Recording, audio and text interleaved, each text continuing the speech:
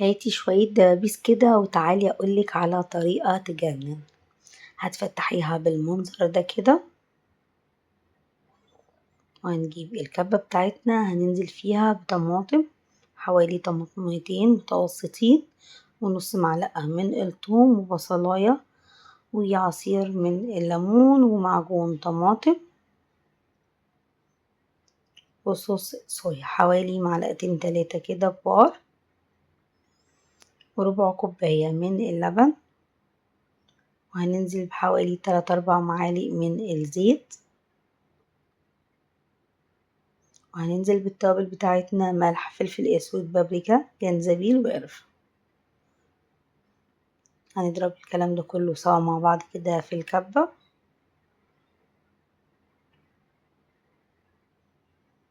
لحد ما ينعم معانا تماما.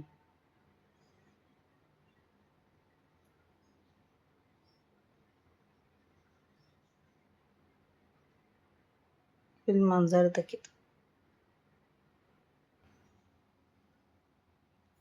بالمنظر ده كده هناخدها بقى وننزل بيها على الفراخ بتاعتنا. نقدر نستخدم الفراخ في ساعتها عادي بعد ما نتبلها كويس جدا. هوريكي هنعمل فيها ايه. وكمان بقى يفضل لو انتي مثلا تقدري تعمليها قبلها بيوم، تكوني مثلا هتعملي الاكلة دي تاني يوم وتسيبيها كده منقوعة في التتبيلة دي لتاني يوم. مش قادرة اوصفلك، بتبقى احلى كمان بكتير. هناخد بقى الفراخ بتاعتنا، هنجيب صينية هننزل فيها بشوية كده من الجزر والبطاطس، ولو متوفرة عندك بسلة حطي كمان شوية بسلة، بتبقى طعمها رهيب.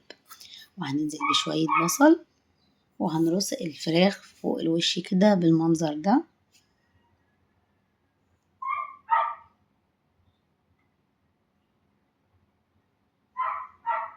هناخد بقى بقية التتبيلة وننزل بيها على الفراخ كده والبطاطس والجزر. ما تحطيش بقى اي سوائل نهائي، ولا تحطي مثلا ميه ولا شوربه ولا الكلام ده. هي الفراخ هتنزل شوربتها مع التتبيله ديت، هتنزل ميتها وهتطلع معاكي ممتازه. بس اهم حاجه حطي ورق الزبده بالطريقه دي كده، خليه اطرافه داخله لجوه علشان البخار لما يطلع على ورق الزبده ينزل تاني في الصينيه. وبعد كده اقفلي عليهم بورق الفويل. ورق الفويل قفليه من بره عادي بالمنظر ده كده. هنحطها بقى في الفرن على اعلى درجة حرارة في الرف اللي فوق خالص، ونسيبها بقى براحتها. يعني تعلي الرف، متحطهاش في النص ولا تحت، لا فوق خالص، ودرجة حرارة الفرن عالية جدا. هتسيبيها لحد ما تستوي معاكي تماما، تكشفي عليها بعد حوالي كده 45 دقيقة او ساعة، حسب الفرن بتاعك بيساوي في وقت قد ايه. تلاقيها استوت، خليها بقى تاخد وش كده من الشوايه. يعني هنشيل ورق الفويل وهنشيل ورق الزبده، ونولع النار بتاعه الفرن من فوق، ونسيبها تاخد لون. ويفضل لو تدهني الوش بتاعها كده بالصويا صوص، هتطلع معاكي بقى بالمنظر ده تجنن.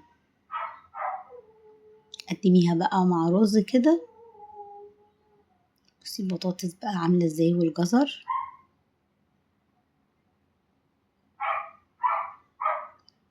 رهيبه.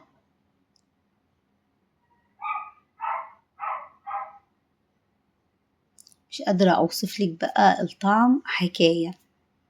شايفة عاملة ازاي؟ سهلة وبسيطة ومش هتاخد منك وقت نهائي. الأولاد هتعجبهم البطاطس والجزر بالطريقة دي جدا، ولو معاهم بقى بسلة مش قادرة اوصفلك، برضك بتبقى روعة.